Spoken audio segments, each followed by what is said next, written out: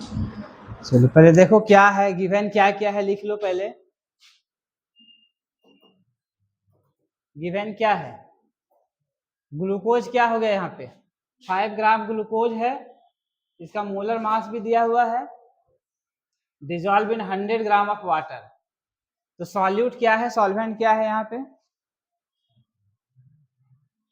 Solute क्या है glucose, solvent क्या है ग्लूकोज का मास दिया हुआ है, मतलब WB दिया हुआ है। WB कितना हो गया 5 ग्राम, WA कितना है 100 ग्राम है, ठीक है। और क्या है, मोलर मास दिया हुआ है किसका, ग्लूकोज का, यानी MB, MB यहाँ दिया हुआ है कितना है 180 ग्राम पर मोल, 180 ग्राम पर मोल। और क्या है, KF दिया हुआ है, KF दिया हुआ है कितना है 1.86 केल्विन पर मोलर। तो क्या निकालना है तुमको, डेल्टा TF। डायरेक्ट फॉर्मूला है, कुछ नहीं करना है, ठीक है। हैं?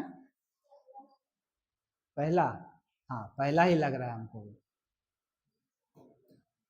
MB बराबर डायरेक्ट फॉर्मूला लिख दो, MB बराबर क्या होता है KF into WB divided by WA delta TF into 1000। तुमको निकालना क्या है, डेल्टा TF निकालना है, एक फॉर्मूला याद रखो उसी से निकल जाएगा सब। डेल्टा TF बराबर क्या हो जाएगा KF WB WA into MB into 1000, सबका वैल्यू केवल बैठा देना है। KF कितना है 1.86 इंटू WB 5 है, WA 100 है, MB 180 है, गुना 1000, इतना क्या आ जाएगा केल्विन आ जाएगा। सब यूनिट एक दूसरे को कैंसिल करके क्या बचेगा, केल्विन बचेगा, ठीक है। और ये लगभग में आता है 0.52 केल्विन। कैलकुलेट करके देख लोगे तो क्या होना चाहिए आंसर, ये होगा ना।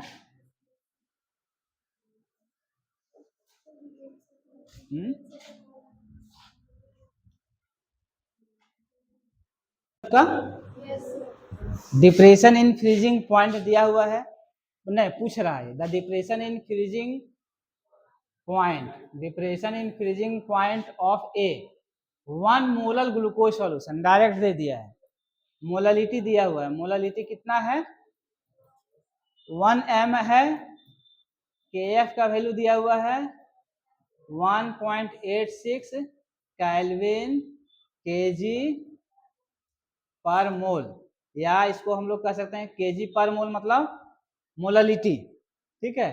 तो क्या पूछ रहा है डेल्टा TF, तो डायरेक्ट फॉर्मूला लगाओ, डेल्टा TF बराबर क्या हो जाएगा KF इंटू M, KF कितना है 1.86 केल्विन पर मोलर इंटू मोलालिटी है 1 मोलर, ठीक है। तो कितना आ जाएगा 1.86 केल्विन, यानी ऑप्शन होगा ए।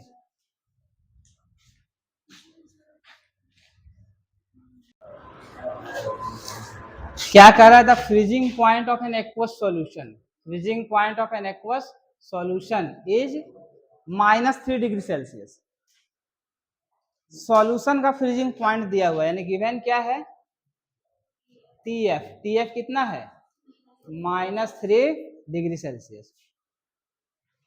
तो पूछ क्या रहा है डेल्टा TF, डेल्टा TF हम लोग जानते हैं डेल्टा TF बराबर क्या होता है T0F माइनस TF।